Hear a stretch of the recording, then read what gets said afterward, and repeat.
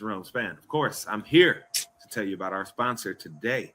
And our sponsor is, of course, and will forever be longstanding. Hey, mind you, he don't give me no money, but this is my man's. I got to hold him down. It is Swopes Athletic Recruiting and Scouting.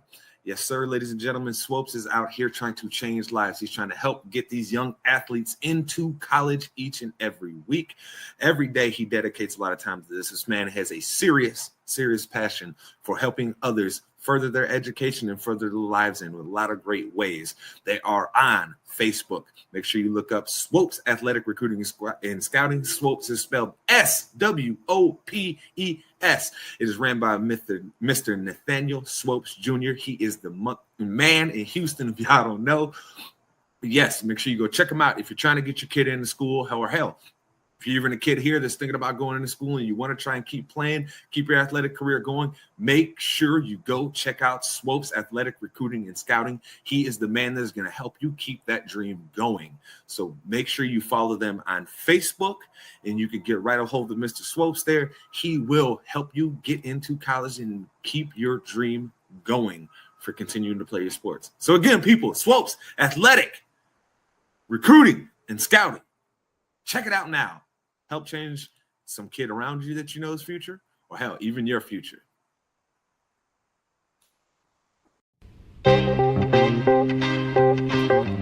Yeah, Enigma in the house. My man Jay Span, Titan Studios. It's called From the Heart. Keeping it real is what all the song's about. Never selling your soul. Always staying true to yourself. Alright, yeah. Check it out.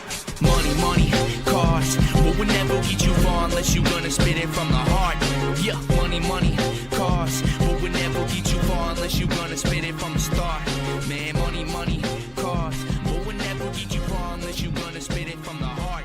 Yeah, money.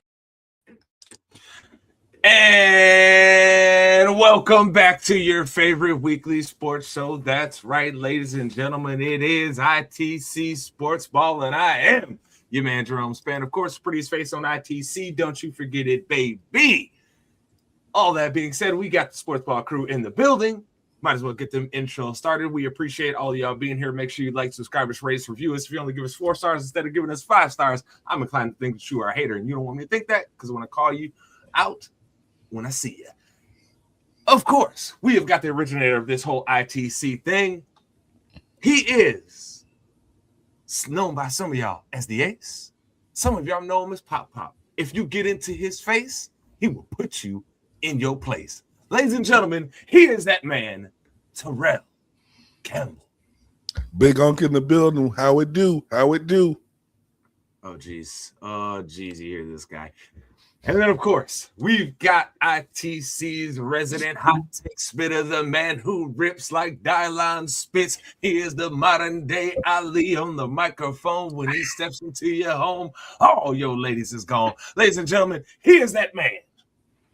Hey, you know it's your boy Mace here, ready to go. Let's get it. And, of course, we appreciate everybody being here. Shout out to our boy Clint here, man. Hey, Clint. Congratulations brother. Congratulations. We're going to break it to everybody in ITC. Clint's baby was born this week. So shout outs to our boy over there. We're happy for him. It's awesome. Beautiful baby, brother. We happy for you, man. All that being said, we got to get this show rolling because we got plenty to talk about today, gentlemen. And we got to start with what is going on in the NFL playoffs. Last night, we got the divisional round started, and boy, we got a great game, and then in the word of Mace, what you call it, Mace? What was the Seahawks doing to the Niners? You said they was beating what? Hey, beating the brakes off them boys, man. Hey, but in your exact words, you said they beating these boys to sleep, and that was in the second quarter, ladies and gentlemen, when he said this to me. So last night we saw what happened, but I want to start with the game in Denver. With Buffalo and Denver, it was an excellent game to watch. I got to ask, Mace, it's been years of Josh Allen trying to get over the hump here, right? For years, he's been trying to get over the hump. So many times he's ran into his boogeyman, Patrick Mahomes, in the playoffs, right? And that's who knocks him out. This year, the boogeyman was gone. He didn't have him there to worry about. And yet, this team and he had his big hand in it here. Lost this game in Denver. Yes, Denver was the number 1 seed, but I mean, they had Bo Nix as a quarterback. So how much do you really believe in that? All that being said, Mace, did the Bills just blow their best chance to win the Super Bowl? I do. And yesterday's result may look like it's Josh Allen's fault, but at the end of the day, bro, the management of that team has not done Josh Allen any favors. The team has continuously gotten worse over the years, whether you if you actually notice, it's one of those deals where, oh, we got Josh Allen, we'll be all right. He'll figure it out. And that's been their biggest downfall. Because the team, at one point, this was a team that was, if they can just get past the Chiefs, they'll win the Super Bowl type team. In the middle of the Chiefs' superpower, the Bills were also probably just as good a team. It's just that they ran into the Chiefs. But this iteration of the team had defensive holes. They were devoid of any real playmakers out wide. Let's be real, brother. They didn't have any type of team speed on that defense. I mean, you could talk about maybe Rosal and Bishop, but then everybody else on that was old and slow. Yeah, so I mean, the general manager, the management, maybe they have a president of football operator. I don't know what kind of management hierarchy they got, but they failed Josh Allen. You can talk about the result. You can say the offense had 5 turnovers in this particular game, but this is just that game was just a microcosm of what was actually wrong with that team, because at the end of the day, they had 5 turnovers and still an opportunity to win that game. So,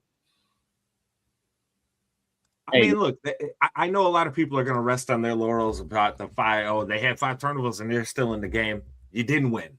That only counts as something in my mind if you win the game, right?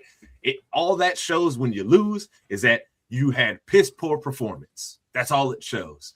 I know the thing I would say this. I know a lot of people was losing their mind. Hey, man, y'all better treat Josh Allen like Lamar Jackson, and I get why people are saying that, because if Lamar put up a performance like this in the playoffs, right, they would be on his neck. So, in fairness, the football public better be on Josh's neck. But to the point that you made, Mace, that roster is atrocious around him. Absolutely atrocious. Outside of James Cook on that offense, I do not think that they have another game. Who I did say was going to have a breakout year this year. You did. You called that you actually called that at the beginning of the year, and I was kind of sketchy on it because I didn't trust it. But you called it. You said he was going to ball out this year. So good on you for that. But to the point here, T, I got to ask you, we've seen the failures that this roster has had being built around Josh Allen and how they have failed to be able to replace the old players on that defense as it's gone along. I said at the beginning of this year, there were 3 teams that basically were their head coaches were Super Bowl or bust. One of them was the Buffalo Bills. Do you feel like maybe now, after seeing that result where they had 5 turnovers in a playoff game on the road, they might need to change things and get to moving forward here to try and get the max out of Josh Allen? Oh, 100%. Because you have to remember, like, when Buffalo drafted Josh Allen, their offense was atrocious, okay?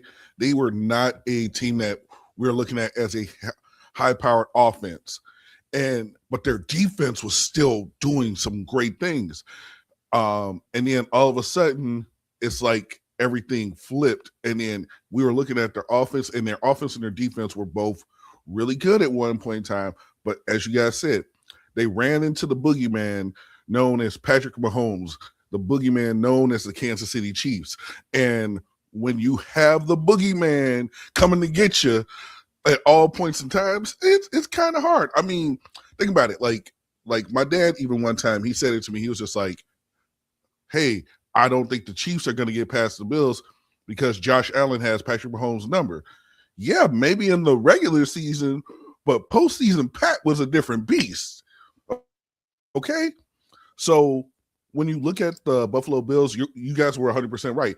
That was a team that was Super Bowl or bust. They got to change something, and I would not be surprised if come Monday, maybe Tuesday, maybe you're going to, wait a little bit if we don't hear that they're looking at doing some coaching changes over there in Buffalo, because they've been a team right on the cuspis for so long, and they just couldn't get over the hump.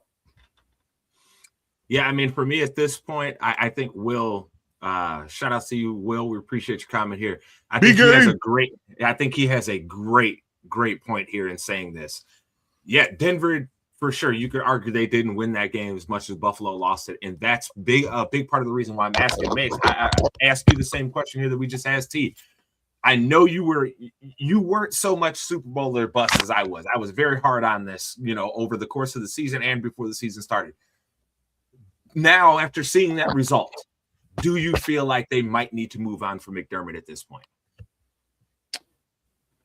I'm still going to get where they want to go. To get where they want to go, Mace. Because look, when we talk about that roster, don't forget how much his hand is in picking that roster. I'm still going to say no.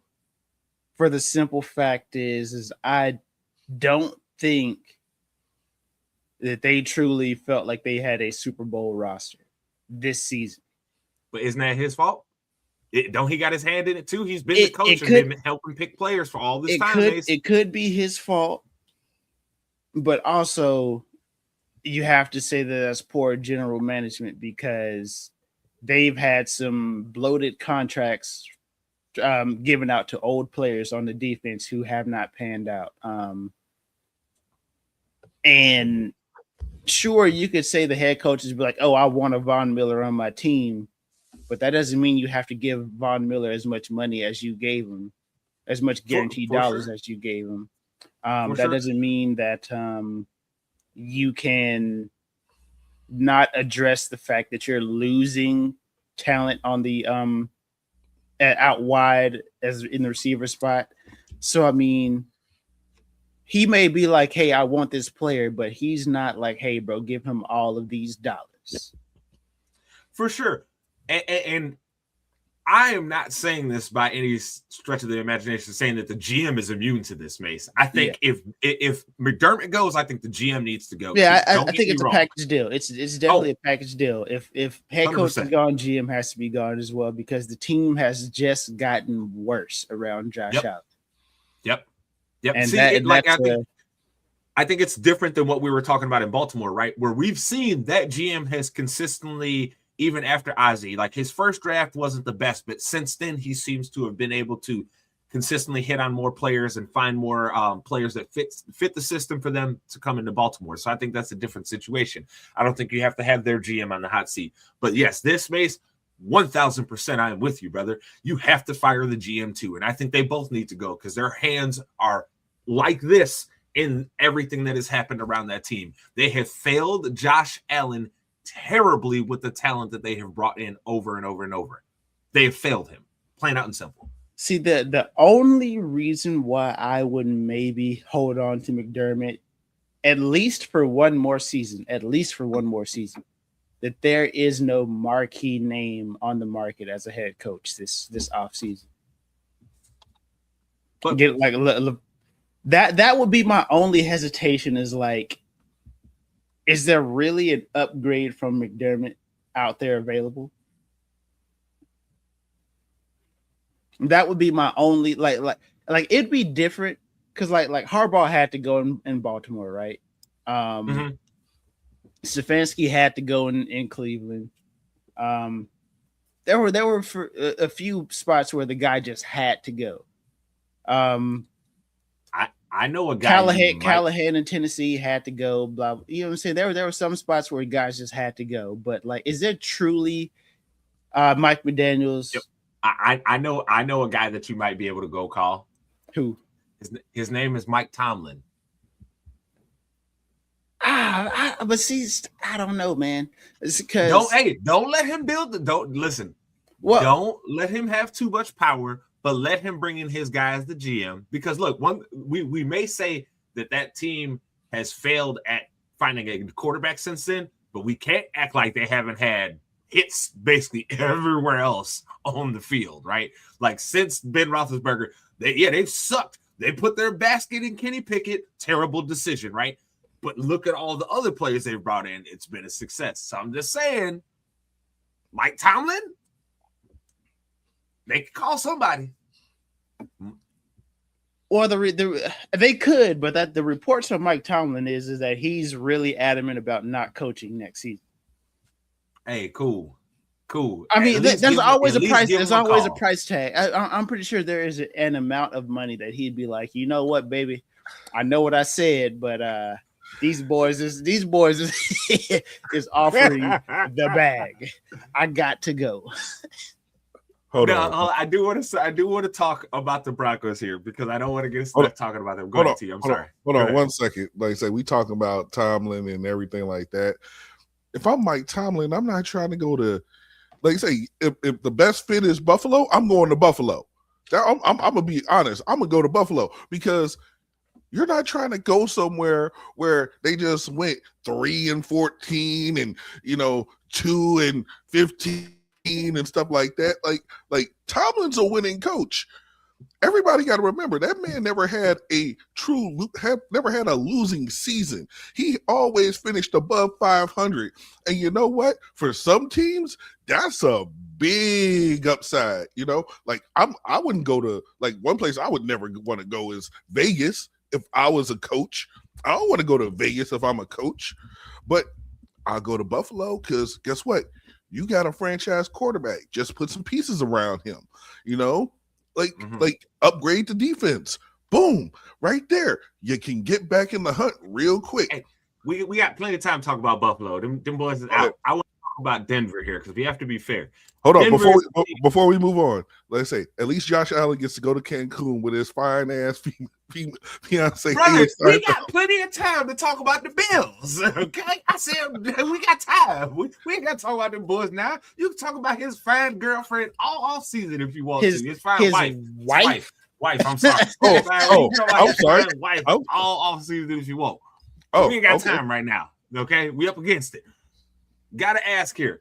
Denver Broncos, that defense, it showed up and did all the things that we thought, right? Like they caused 5 turnovers.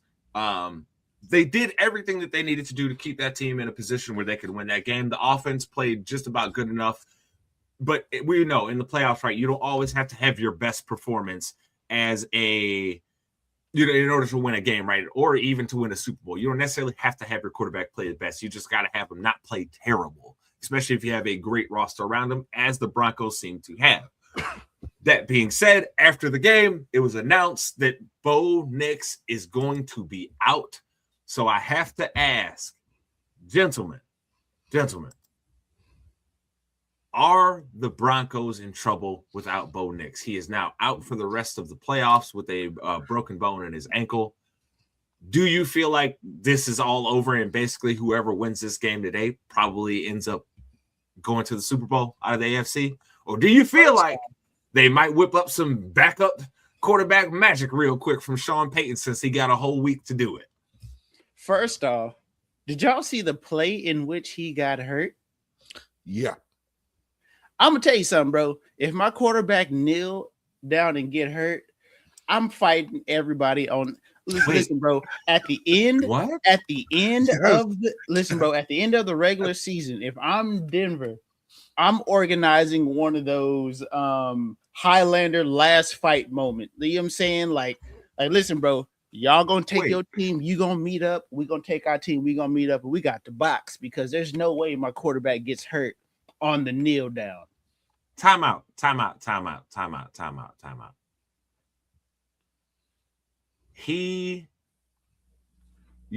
saying that he broke it on the kneel down? Yes. If you go back and look at the kneel down, Buffalo was so angry that them boys fired off the line and stepped on his ankle, brother. No. Like I said, dog, at the end of the season, whenever it's all said and done, it's like, hey, bro, we gonna meet up in Cancun. Y'all gonna meet up in Cancun. We gonna meet on the beach at sunset, and we boxing. 53 on 53. We about to get this going. We about to get this going because there's no way I'm letting that slide. On the kneel down, you gonna hurt my quarterback? Yeah, I didn't realize that I thought he got like hurted over the course of the game on one of those like rollouts and everything like that. No, this was the kneel wait. Hold on. We're gonna take it from our resident Broncos fan here. See, it was the scramble early in the game. It wasn't the kneel down. Hold on. It was already broke by that time. It was already broke by the kneel down. Let's because everybody was reporting the second to last play, and that second to last play was the kneel. Yeah. That's what the reports were. Was the kneel down? Yeah, they say. Well, I don't know, man. Like I said that's the report I read last night. I'm looking at it right now. I'm not seeing that it was on the kneel down. I'm seeing reports of people suspecting that it was earlier in the game in a scramble, but it wasn't the kneel down. Okay. Yeah, most people are. Oh, I see what you're saying. I see the kneel. Yeah, nah, bro. I think he was already hurt before that, brother. Because, I mean, even if he got stepped on, it wasn't like crazy. You know, I mean, he popped right up. Yeah, no. I'm looking at that again. Okay, no. I'm gonna have to go with baby. Well, you know what? I'll just have to retract my showdown statement, dude. But I'm gonna let you know right now, bro. You get that close to my quarterback on a kneel down, bro. We got to. There you go. And that's the clip that I was out there seeing. That's the clip. All right, but here's one thing we got to bring up here, and this is the point I was actually gonna try and get to, brother. This is why I think the Broncos are in trouble. This exact Jared Stidham has to go out here and try and win a playoff game against potentially either a Mike Vrabel-led defense or a DeMeco Ryans-led defense. Hold on. Let's just analyze this, okay? We got my boy B Game, okay? Huge Broncos fan, like I'm rocking with him. But you're saying this guy's going out there, not a playoff game, a conference championship game. Like that is a whole different level. We all know that. Like that is a different level. That is like a, hey, we had this guy. We were rocking with this guy all up until now. Now we can't rock with him. Oh, look, we're going to put this other guy who hasn't seen any action. Big Game even said as a starter since 2023. Okay, like that is going to be a lot of nerves. I would not be surprised if we saw some mental errors out there on the field playing that game next week. You know, brother, I'll say Bo Nix has been playing consistently for like the past 4 years, and I was still like, yeah, he didn't do nothing to make me feel more confident about him going into the next game. But hey, look, like I said to our boy Baby James here, I'd rather have him than have to put in Stidham. I've seen Stidham's tapes before. It looks a lot like Nathan Peterman. Ooh. So I do think that regardless of who Denver plays next week, it's going to be a competitive game. Denver's like in the AFC, the teams remaining in the AFC, their defenses are too good, in my opinion, to get blown out. Mm-hmm. So it may be a low scoring game. It's going to be a competitive game regardless. I think Denver's equipped to play with a backup quarterback because their run game and their defense is so good. And I have to think that Sean Payton is going to have a specific. I don't think he's going to give Stidham so many issues that he can't process. Right? It's going to be one of those first read, maybe second read, check down. Pretty much the entire game in the past game for Denver. Does it matter how you process it if it's a slow processor? Like if it's processor, come on. I'm not saying he's a slow processor or anything like that. I'm saying it. I'm saying it. You're not saying it, Mace. I'm saying it. I'm just saying that Let me ask you this. Do you have more faith in Cooper Rush or Jarrett Stidham? Cooper Rush, bro. He's all right then, brother. So what are we talking about then? You can't sell us like no. You I'm not sell selling us. you. We heard I'm not you selling talk you about anything. Cooper Rush on this show. We know you don't believe in that. So if you don't even believe in that, and you know Stidham ain't as good as Cooper Rush, hey, bro, it's not that I don't believe in Cooper Rush. I'm just saying I'm trying to think in the mind of Sean Payton what he's gonna do. He's probably gonna cut the field in half, be like, hey, bro, you're reading the right side of the field this time. You got 1-2 and a check down. That's it. But don't look over there. Don't think about looking over there. If 1-2 and the check down ain't open, bro, try to get a couple yards. But let me ask you this, though. Do you not think that Vrabel and DeMeco Ryans would know that and scheme their defense accordingly? I'm sure they will, but I'm just saying, I'm thinking from a Sean Payton standpoint, you can't make this game because you can't tell this guy to go win the game for you. Oh, okay. See, I thought you were saying that it was going to be a good showing. You're just saying that this should be his game plan. Okay, I apologize. My fault, brother. That's the game plan, bro. It's 1-2 check down or one check down. Try to scramble. Like it's. I don't like I said. The defense and the run game is too good for Denver to sit here and think that Stidham is going to win this game for him. If Stidham gets you 175 yards and no interceptions, bro, you have to think that you have a shot. That's how you know he trashed, because Mason ain't even saying his name right. T, I gotta ask you, the Broncos in real trouble, right? I was talking to B Game about this last night after the game, and we both were just like, this is not gonna be great. Okay, this is not gonna be great. Yeah, hey, I agree with Mace 100%. The run game and the defense are going to keep the Broncos in the game, but you still got to get that ball out. You still got to get those big yards. And in all honesty, I don't think Stidham's going to be that guy. Even if they say, "Oh, Stidham, you're sucking," Cooper Rush go in, I don't think he's going to be that guy. Like shoot. Right now, if I had to put my belief in somebody, I'd call up if I was the Denver Broncos. I'd call up WWE and say, "Hey, can I get Joe Hendry? Because we at least believe in Joe Hendry." Okay, hold on. Who would you believe in more, Joe Hendry or Stidham and Rush? Okay, who would you believe in more? I do believe in Joe Hendry. Fair point. Now that I think about it, it's a very, very fair point. But the Broncos, they have a large mountain to climb.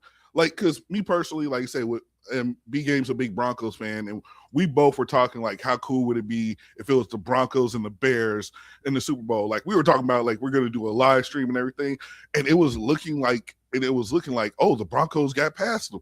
Okay, we about to really see what's about to happen, and then Bo Nix goes out.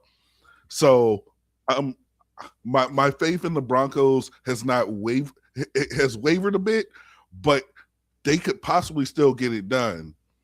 But you got two teams right there that gonna match you on defense,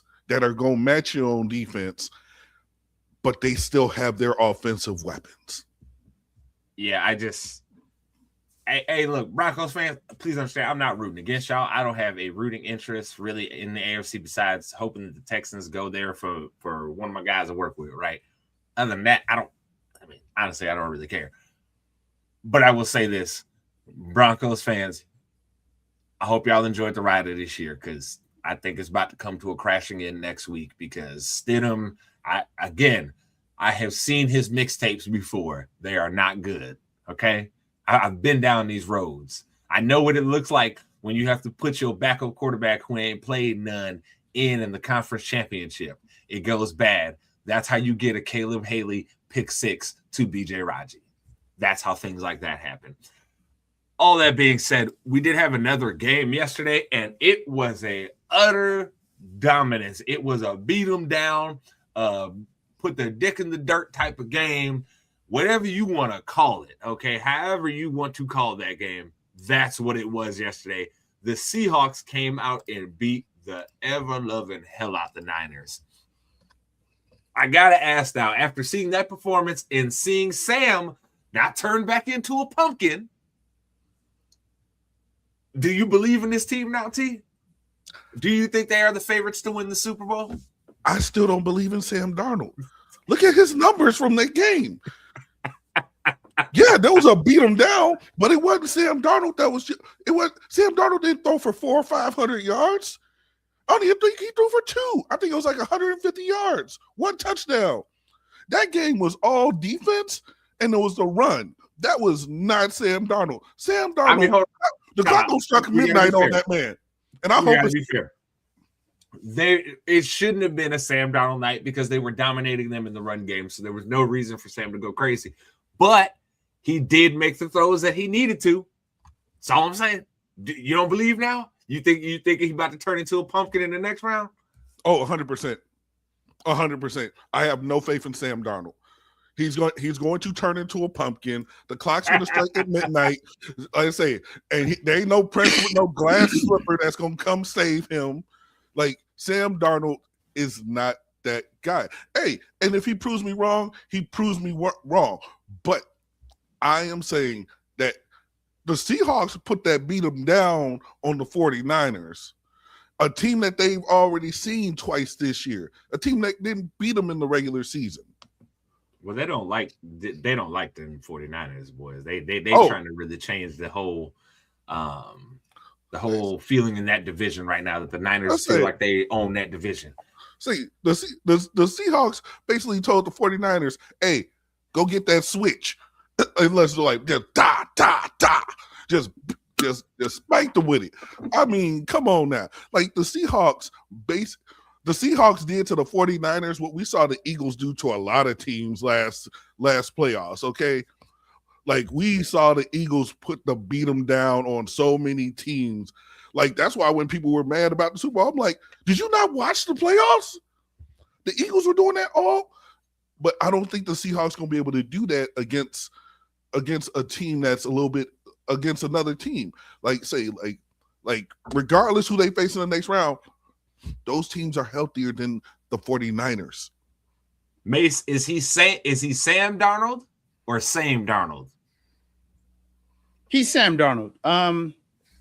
Listen, I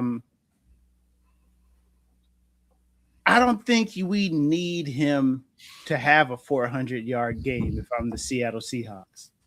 I don't need that from him. Give me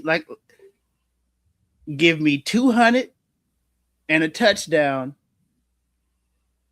and more than likely they're going to have an opportunity to win whatever game they're in. I wasn't the biggest believer in the Seahawks defense at the beginning of the season, but Mike McDonald is truly one of the greatest defensive coaches we have in the league right now. He's turned that defense around in 2 years. The front, Byron Murphy, DeMarcus Lawrence, Leonard Williams, those guys are game wreckers. I mean, in the secondary, they have playmakers at every position in the secondary. Their secondary is so good, Tariq Woolen can't even get on the field anymore. And we were touting him as one of the next good cornerbacks in the league at one point. And he can't even get on the field.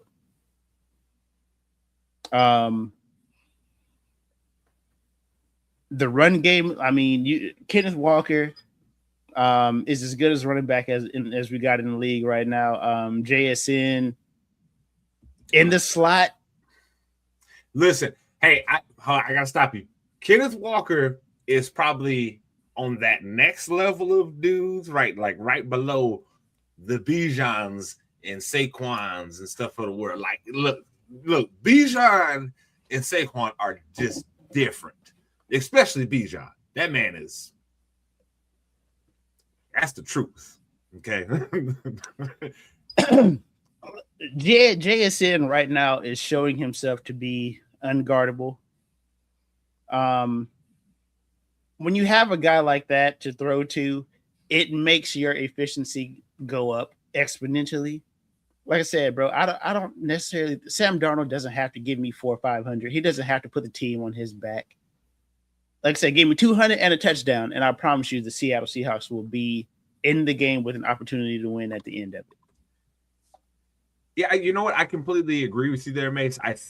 I personally am investing into this. I'm buying T. I know it's a dangerous game. Before you even say it, I know it's a dangerous game to start buying into the Sam Darnold stock. But what I'm buying into is the exact thought process that Mace is talking about here, which is that the Seahawks are a team that is designed in a way that they do not need to depend on Sam Darnold to throw the ball 40 times. If Sam has to go out there and throw the ball 40 times for this team, things have went horribly wrong in that game, and you are in prayer mode anyway, okay? So at this point, they have a perfect balance, and I think Sam Darnold having someone like JSN is very, very important because that is a guy who can consistently get open and consistently puts himself in the right spot in the zone, so he knows he always has someone to count on.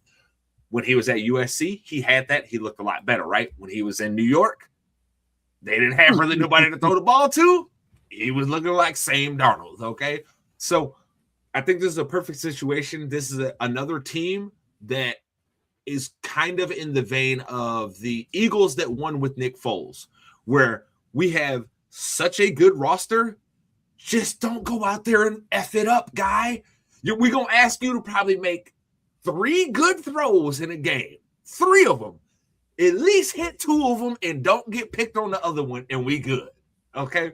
That's the point that I think they're at with Sam, which is a smart game plan to have. And I think Mike McDonald, as a defensive play caller and scheme right now, I don't know who's doing it any better than him in the NFL right now, period.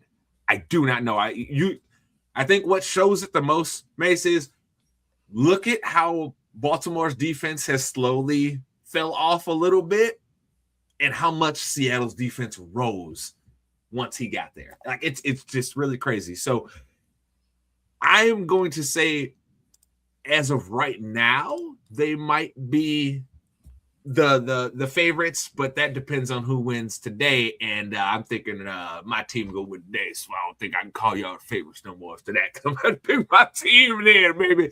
But no, Allie has a great point, and this is exactly what we're talking about. Allie's a longtime fan, one of our old friends here, but one of the longtime Seahawks fans. This is a dude who's rode with this team no matter what. But he is correct. They just need Sam to not turn the ball over and let the other team try and drive it down against the defense. Because at some point, playing against that defense, if you don't put the ball in the air too many times, bad things is going to happen. Like I said, bro, whether your quarterback getting hit or you turning the ball over, bad things going to happen. Like, I truly thought that Byron Murphy was going to be a good player. Maybe he might stick around kind of like the top 10 interior defensive lineman, for the majority of his career. But Byron Murphy is on a all-pro projection right now. He's one of those sneaky, because he doesn't play one of the sexy positions. Most people who watch football don't know how good he is. But yes, Byron Murphy. Woo, boy. I mean, good God almighty. You want to talk about I watched him at dominance? Texas, and he played next to Tavondre Sweat, right? And Sweat got most of the hype because he was the bigger guy and he was fairly athletic. But Murphy was the more consistent performer for that Texas team, and he's pretty much skyrocketed since he's gotten to the NFL. Like I said, I thought he'd be good. I thought he would be like, if you put other good defensive linemen around him, he'd be good. But he's the reason that the other defensive linemen are good. I mean, just for context, as a nose tackle, this man has 7.5 sacks this year. What? When nose tackles don't get sacks, they run stoppers. What? It's crazy. And his win rate, I gotta find it, but his win rate has been something crazy this year too. So yeah, Byron Murphy is balling. So but yeah, I think that with the ball hawks and playmakers and just the pure dogs that they have in the secondary right now. Julian Love, Nick Emanwari, and Witherspoon, them boys got that dog. And look, I'm gonna preface it this way. In my opinion, as long as if they not playing the Bears, right? Say the Bears lose today, which I don't think is gonna happen. I think the Bears is gonna win. Spoiler alert for our picks later in the game. I think y'all already knew that though. But if they're not playing the Bears, they're the favorites in my opinion because they have everything you need. They have that number one receiver that's unguardable, so it creates matchup problems. So no defense can ever get too comfortable coming down playing 8-9 in the box, right? You've got a great running game. You've got a high-level running back, right? And you've got a quarterback who can make all of the throws for you. And you've made the offense and designed in a way that says, hey, dog, we're going to protect you from yourself. Just don't turn it over. That's all you got to do is don't turn it over. So, yeah, in my opinion, I think they are the favorites. Because, look, as much as I can talk about Sam Darnold, I believed in Bo Nix even less than Sam Darnold. So that's why I say they would be the favorites in this case here. But we do have a couple more topics that we got. Well, one more thing we really got to hit on, and then we're going to do our picks for today's games. By the way, shout out to everybody being here today. We appreciate your comments and everything. Make sure you like, subscribe, rate us, review us, and hit that like button and the notification. That's how you get us up in the algorithm so other people can see us and see how much fun we have doing this show for you guys. But we do talk about a lot of wrestling here too, but we've been hot right now with football because there's been a lot of football. So I got to ask you, T, the rumors have been out there for weeks and months at this point. Man, Mace's face did so much for me right there. But the rumors have been out there for weeks and months, right? That Chris Jericho is going back to WWE. Now, recently, there has been some word that he might not end up back in WWE. He might actually end up as a TNA wrestler under contract and then doing some of that crossover that TNA and WWE have been doing. Is Chris Jericho coming back to WWE, T? We'll save if it's a good thing or a bad thing if he comes back for another day, because I know you'll go off for 20 minutes about that. But is he coming back to WWE? All honesty, I don't see him not. Because here's the thing. We all heard about his contract status at the end of the year. And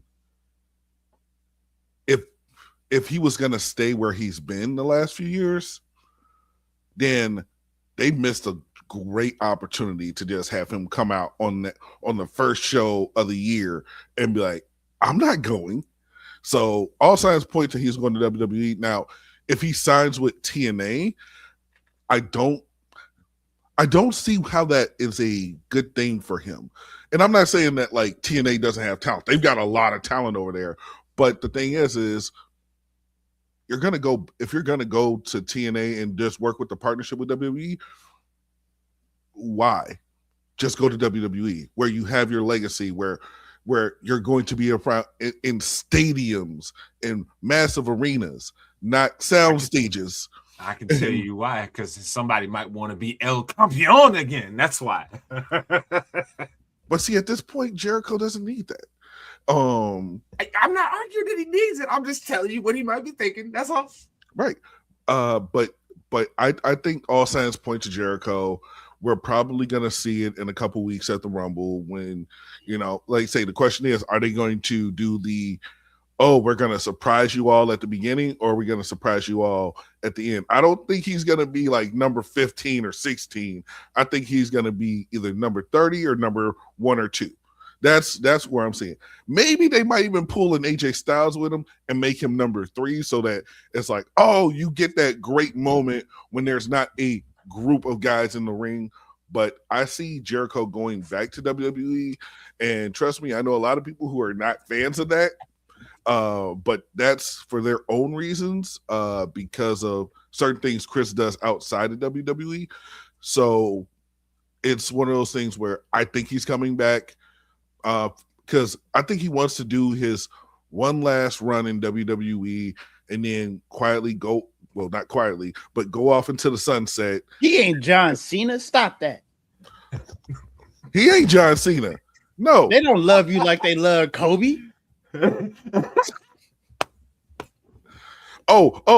guarantee you, the second that you see that light up jacket and you hear break the walls down, you gonna be like, oh, it's Jericho. No, I won't. They don't love Mace, you like they go ahead, love brother, Kobe. because you had disgust on your face. Go ahead, brother. Let him know what you feel about Chris Jericho in this mess. Who cares about some old broke down dude that probably can't wrestle no more? Preach. Why? People cared about Goldberg. When the last time I thought about Chris Jericho, the last time I thought about how I used to get put in the walls of Jericho by my big cousins when I was a kid. That's it. Get him. Nobody cares. Get him. I didn't even know he still wrestled. Get him. All right. I don't need this. I don't need this. In 2026, I don't need Chris Jericho. I'm sorry. Hey, Mace. I need a lot of things. I need the lotto. I probably need to go to the gym. But you know what I don't need? Chris Jericho. I don't need it. Nobody needs it. WWE don't need it. Why are we doing this? Who cares? You know what, Mace? Do you know what? You know what else I need? I probably need to drink some water. You know what happens when you disparage the name of Chris Jericho? Do you know what happens when you disparage the name? Nothing. You know what? I'm gonna sleep good tonight. You know what, brother? You know what's gonna happen, Mace? You just made the list. Hey, cool. Put us on the list. Because look, let me tell you something. I'm right in line with Mace. This is not needed. He need to take his old washed butt home. He is washed. Like I said, bro, they don't love you like they love John Cena. We don't need Chris Jericho farewell tour. We don't need it. Chris Jericho physically at this point looked like a Donkey Kong barrel with legs. Okay? We don't need that. He looks like what AJ Styles is probably gonna look like in 2 years. We don't need that. We ain't seen Chris in like 4 or 5 months. What he went on Ozempics? Is that what you saying? He went on Ozempic? You saying he did that? He got the money. You gonna come back as skinny Chris? Is that what you're saying? There's a chance. And if he does, we all know it's Ozempic, and he probably went to Drake's dude to pay for his abs. Oh, Ozempic. It works. Ask Kelly Clarkson. I'm just saying. All to it. We do not need Chris Jericho back. Nothing. There is nothing literally I want to see him do in WWE. I didn't like watching him wrestle when he was in AEW. I thought he was sucking up the oxygen in the room that should have been given to others because he is, let me say it for you one more time. Washed. Okay. He's washed. He struggles to move around and he can barely put on good quality 15-minute matches at this point. We'll see. Nick, history is right there. YouTube is a thing. Okay. YouTube is a thing. Go watch one of his matches from this last year and tell me it was something worth a damn. Hey, all I know is some guys, when they leave a certain system, all of a sudden their wrestling gets better. I'm not gonna do this with you because he's trying to get me. He's trying to get me. I'm not trying to get you. I'm just saying I've seen guys go from one company to another, and all of a sudden, oh look, they look like better wrestlers than they were in the previous company. You know, like I say, I've seen people go, and I'm not saying this one way or the other. I'm saying I've seen it go both ways. Let me ask you a question though. You right though, right? Were any of those people 40-year-old men? Jericho's in his 50s. Even worse. Even worse, brother. Were any of them 50-year-old men? No. All right, then. What the hell are you talking about? Exactly. You trying to sell something you don't even believe in, T. You don't even believe that. What? I believe. The only I believe. I figured it out. I know what this is. He's worried that the next time he goes on the Jericho cruise, that somebody watching this show is going to pull up this clip, and then he going to get in trouble on the damn cruise and be like, oh, no, I didn't mean it, Chris. I didn't mean it. That may not be a disagreement point, but at the same token, Can we just move on to the next topic, bro? Because I got this feeling in my stomach that I don't like right now. We need to go to something else. Because Mason's favorite wrestlers are Goldberg, Gilbert, and Chris Jericho. He just don't want to admit it. Huh? You might have me on Gilbert, but the other two MFs, you might have had me there. You might have been on to something. See. You know how you make Mace a fan of Gunther? Have him tap out Chris Jericho. I guarantee you, Mace will be like, "I love Gunther. Gunther the ring general." If he beat up Chris Jericho, bro, he will move up in my wrestling hierarchy. That's all I'm saying. If he beat up Chris Jericho and send him packing, you know what, bro? He may have just secured the number 11 spot, bro. Who knows? I don't know, bro. But he said number 11.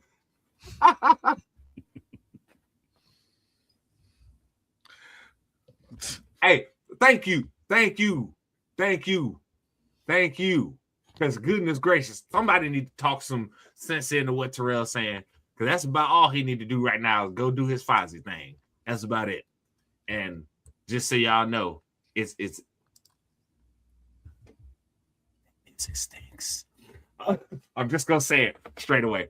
That being said, we do have games that we have to move on to and make picks on this week. So, gentlemen, we will start with the earlier of the two games, and that is the Texans at Patriots. For everybody out there, that game starts at 2 p.m. Central today. I know the times are a little weird. So just so everybody knows, 2 p.m. Central. Make sure you are ready then.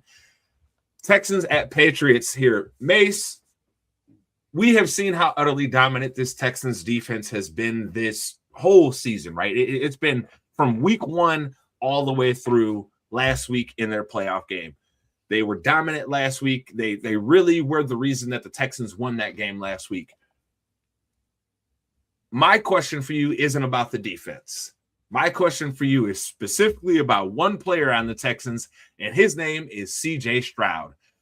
And I bring this up because this is to the point that we talked about last night, Mace, and I asked you this last night, and I want to see if your opinion changed. Can C.J. Stroud go out here and have himself another Georgia game? He may remember how to play football. I really hope he does. I really hope he remembers that he can actually play football. Because this season, my man has looked like he has not been fully present for these games. Brother, you have an opportunity to go to the Super Bowl. Because more than likely, whoever wins this game is the favorite and will probably win. For reasons we already explained. Mm-hmm. Brother, get it together. Get it together, dog, because you have an opportunity to take the Texans franchise to the Super Bowl if you just simply remember how to play football. Just don't do the stupid that you've been doing. Just have that Sam Darnold mentality right now where it's like, hey, dog, I just got to not go lose this game. That's it. Just don't lose the game. Don't make no stupid plays like some of the stuff he did last week where it was like, brother, what are you doing? T, I see your face right now. I got to ask, what do you think? How are you feeling? Can CJ come out here and have himself a Georgia game? Not against this Patriots D, man. Not against them, bro. You can't make no errors with this defense. And that's the thing. You got to say the same thing that Drake made. He can't make no errors against that Texans defense. But between the two, I if it's mentally, like I say, because if you look at CJ Stroud a lot of times, he looks like he's so dejected, like he's out of it. Yeah, he goes out there and plays, but he looks like he's not all the way there. He needs to lock the heck in. If the Texans, I think he hates his offensive coordinator, because if you notice, he don't look the same after Slowick been out of there. Right. I don't think he liked the guy. Probably not. But it's to be seen. It's to be seen because, yeah, you guys are right. Whoever, like I say, the team that comes out of this game is going to be the favorite going into the AFC Championship. Look, I gave y'all the question. I got to answer it myself, right? That's only fair. Look, I feel like he could remember how to play football, like May said. But Mike Vrabel going to have something schemed up for him, and it's going to be snowing probably during the game there. They're talking about potentially 3 inches of snow during the course of that game. Bruh. Yeah, bruh. Yeah, brother. Yeah. So, oh, my God. I want the Texans to win for some personal reasons because your boy might, and if the Texans and Bears can get to the Super Bowl, your boy might end up going to the Super Bowl. But that's personal. Do I believe that they got about to win this game and that CJ gonna get on a heater? From what I've seen from him this year, no, I do not. I don't believe it's gonna happen. I think this is a example of CJ is just not at the point that they need him to be yet. And especially with Nico Collins coming off the concussion and all of that. I think he's out. I don't think he's playing. Yeah, I'm sorry. Yeah, being out. I said coming off. I meant to say being out. Excuse me. Thank you for the correction. But yes, with Nico Collins being out here, man, they don't have anybody that he depends on to throw the ball to. Nico was the one guy that when he threw it his way, you could have some faith that it was probably a good decision, right? Who the hell he gonna throw the ball to now? Who? Because it may be a snowy game, but at some point they're gonna have to hit a big pass play, and I don't trust nobody on that team. All that being said, both of y'all got to make your picks here real quick. Mace, who you got? I got the Patriots, man. I think Travion Henderson is going to be the X factor in this game. Okay, T, who you got? You know what? I'm going to go ahead and go with the Texans because I think Texas deserves to be represented in the conference championship since the Cowboys ain't going to be able to do it. So, see, bro, you can't. That didn't. My heart is already encased in ice, bro. You can't pierce me like that. No, I don't know why you had to make him catch a stray like that, T. I feel like listen, bro. Honestly, no, it wasn't for Mace. It was for the Cowboys because they need to get their heads out their butts. Is he not a fan of the Cowboys? At this point, bro, I'm bulletproof, bro. You can't hurt me with no strays like that, bro. Jerry's hurt me enough. You can't do nothing to hurt me, dog. Jerry's done enough. All right, but now to get here to what I know quite a few people who are watching us came here to see, we are here to talk about the Rams and the Bears. And yes, I know people, we normally only go an hour, but we're going a little bit over today because, hey, there's no football starting at noon, so we got a little bit of wiggle room here. Mace, we'll start with you here because I know I'm going to end up talking like crazy, and I know T probably going to bring out a lot of passion too. Mace, Rams, Bears, not only who you got, brother, but just give us your overall thoughts on this game going into it here. How you feeling about both teams and who you got? First team to score 40 wins. I'm going to just say it right now.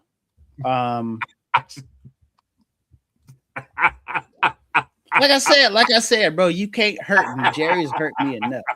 You can't hurt me with that. That don't faze me, brother. Oh, jeez. Oh. Jerry Jones is my owner, general manager, president of football operations. Whatever you say can't hurt me, brother. I'm bulletproof. Anyways, whoever scores 40 is going to win this game. I'm just saying it right now.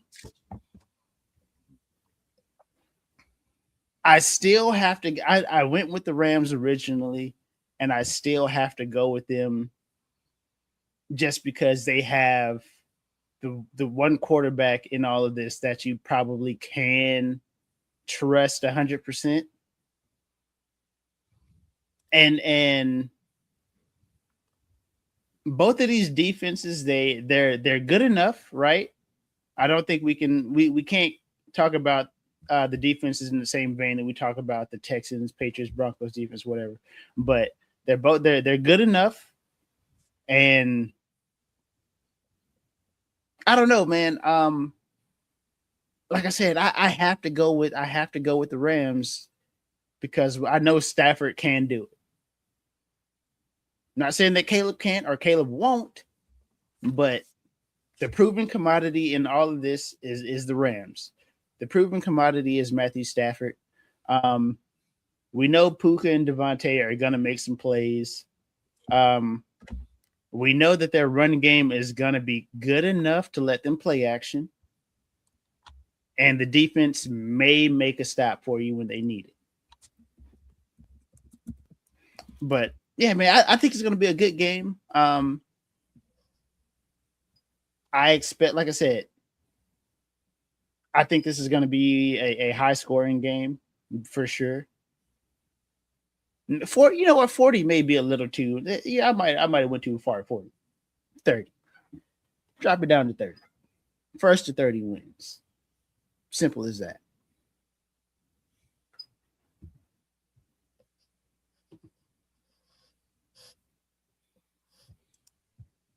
Go ahead. I feel like you upset. Go ahead, brother. I feel like you upset. Listen, I'm not upset, Base, because you know what? You made a very, very accurate statement. I mean, like, out of all the quarterbacks that were left in the divisional round, Matthew Stafford is the only one of them to win a Super Bowl. Like, that is just 100% accuracy. But when it comes to the Bears versus the Rams, we have to remember a couple things here. Number one, the Bears, like I say, are playing at home. They're playing in Soldier Field. And by the time that game really gets cooking, it's probably going to be about 7 degrees with the wind chill factor of -2. Okay. 5:30 Central start. Yeah. So, I mean, really get going. I mean, like that second half, it's going to be cold. No. I was just putting the start at time out there for everybody. Yeah. Like I said, the times are a little bit weird today. Yeah. And we all didn't had an injury or something like that. Like I say, we knew coming into the season, Matt Stafford, his back wasn't exactly the greatest. Like I say, we knew coming out of that game last week that his finger was a little messed up. We all know when that cold hits you, stuff you ain't thought about in years, all of a sudden you're just like, ooh, why is my back tight? Ooh, why does this hurt more? So that could play a factor into it. I'm not saying it's going to, but it could. But what the Bears need today is we need our defense that was getting them takeaways. We need the defense that was, that was doing things where we're like, hey, we're in good position. And the Bears don't need Caleb Williams today. They need the Iceman. They need that man for 4 quarters. Because if that guy shows up, the guy that we've been seeing in the 4th quarter shows up for all 4 quarters, we all know that Rams secondary is a little suspect. And see, that's the thing that scares me right now, like about picking the Bears, is the fact that it's taking second half comebacks. And that's not a way I think any team wants to survive, especially in the playoffs. So that gives me a little cause for pause. But see, the thing is, every analyst has said that's not sustainable. That's not sustainable. That's not sustainable. They've been saying that since week 9, that it's not sustainable. Where are the Bears at right now? They are currently in the divisional playoffs and with a chance to go to the NFC Conference Championship for the first time since 2010. Here's what I will say. The team, you're both right. You're both right in what you're saying. Okay. Mace, you are right. It is not something that overall, long-term, season to season, right, is sustainable to be winning at this rate. It's not. It's just not something that's sustainable. But what we have seen over the course of sports history, period, is that sometimes teams are just magic. They just got that magic that no matter what, no matter how dire it looks, they pull it out in the end. And I didn't want to say that this team had that kind of magic before the Green Bay game. The Green Bay game at home, when that game happened and it finished the way that it did, I was like, oh my God, I think this team has that magic. Because no matter what happens over the course of 4 quarters, and this is a different feeling for me, Mace. Look, maybe you've experienced this as a Cowboys fan. I have not really experienced this as a Bears fan. It's a belief that no matter what, this team can get the job done. No matter what the circumstances are, if it is a close game going into the 4th, I always feel like this team's going to win and get the job done. So I think you combine that with the fact that you not only have that magic, but you also have talent on your team, and you have something that everybody covets, which is a quarterback that when it's nut cutting time, he steps his game up. I really feel like you have something. Now, to T's point here, this is why I say he was correct. T, you are correct. For the Bears to win today, I think they need to force at least 1 turnover. They have to get 1, because this Rams offense can be highly explosive, but they can also be efficient. They can also come out in that 13 personnel and come grind your ass out real quick, right? We saw them do it. I forget in what game it was, but it was when Devontae was out and was it Devontae was out or Puka was out? One of the two were out. And the other it was Devontae. Right? I'm pretty sure it was close to the end of the year. Devontae was out. Yes. He was out for like 2-3 weeks or something like that. And they still just kind of grinded you out with Puka out wide and just. They lined up in primarily 13 and were just beating the hell out of people, right? So we know that's something that they are able to do. All that being said, I really, truly, in my heart, fellas, feel like this Bears team is effing magic right now. You guys both have known me for a very long time. Both of y'all know me for over a decade, both of you, right? Like, it's crazy. I'm fairly measured when it comes to the Bears. I'll tell you the truth. I'll tell you what our faults are. I feel like this is a team that truthfully is going to go out there and get this win today and then go next week and win the conference championship. That is the level of confidence that I am feeling in this Bears team, because no matter what happens for the first 3 quarters, we're going to win the 4th. So all we got to do is be close. And I think this is a team that, even with the defensive issues they've had, what they've shown over the last, let's say, about 4 or 5 weeks, is that they can bend, don't break. They're not going to necessarily, they might give up a whole buttload of yards. But like in that Packers game, they can only give up field goals. And if you can keep holding teams to field goals, you can win, because that offense will turn around and get it going no matter what. You always know it. I feel like it's magic. So for me, boys, in a close game, because I think we're going to see some snow today in Chicago too during the course of this game, I got the Bears 27, Rams 24. I think that's the type of game we're going to look at here. Like I said, I still believe there'll be points put up in this game, right? Like but bruh, Puka and Devontae on one side, plus the tight end who's been balling. That catch he made last week, great throw by Stafford, but amazing by the tight end to go up and get it. Balling out of control, right? And then you've got DJ Moore, Luther Burden, Colston Loveland on the other side.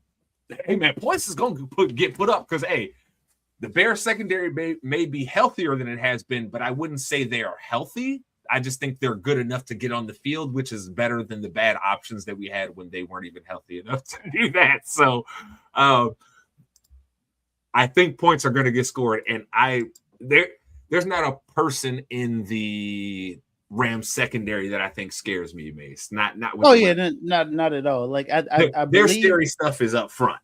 yeah, and like I said, man, it's I like I said, I still have to pick the Rams. Like I said, I'm not going to just keep beating a dead horse by saying that I think Stafford is the most trustworthy quarterback. But Yeah, you know who I this trust? this seems I like trust Iceman. Yeah, that's me. That's who I trust. and listen, bro. The things that the Bears have done late game, come down the stretch of the season, has been spectacular. I just feel like I said, I'm just scared of a team having to rely on that, because you may run into a style offense that can grind you out in the fourth quarter, a team that can take up 6-7 minutes of the fourth quarter with one drive. You know what I'm saying? That's the scary part for me. Hey. And let me tell you a secret. The Packers did that and they still lost. That's why I have the faith that I have, because I've seen teams do that against us this year, and guess what? Still lost. And you know what it reminds me of? You know that feeling that people used to have, Mace, when they used to talk about Brady or Manning, right? When they was like, hey, dog, you can't leave them no time. If you leave them anytime, they gonna score, they gonna win, and you're gonna be pissed off. That's how I feel about this team, where it's like, oh no, you can't leave us anytime. Your last scoring drive to take the lead better be with zeros on the clock, because if not, we got a chance. And that's just how I feel on this team. All that being said, though, Mace, tell the people where to find you. You know, man, Twitter, funky_stuff09, twitch.tv/swaggymace. Hit your boy up. T, tell the people where to find you. You can find me at The Real Trey Camp on Twitter, and you can also find me at tcampbell_ITC on the gram. Find me with @JSpanderman everywhere you either see my pretty face or the ITC logo. Make sure you like, subscribe us, rate us, review us. You only give us 4 stars instead of giving us 5 stars. I'm inclined to think that you are a hater. You don't want me to think that, because when I see you, I'm going to call you out on your shit. All that being said, we appreciate everybody spending a little bit of your Sunday here with us today. And as we tell you each and every week, thank you. And this was another resounding episode of your favorite weekly sports show, and that is ITC Sportsball. Mason's beard looks amazing. What?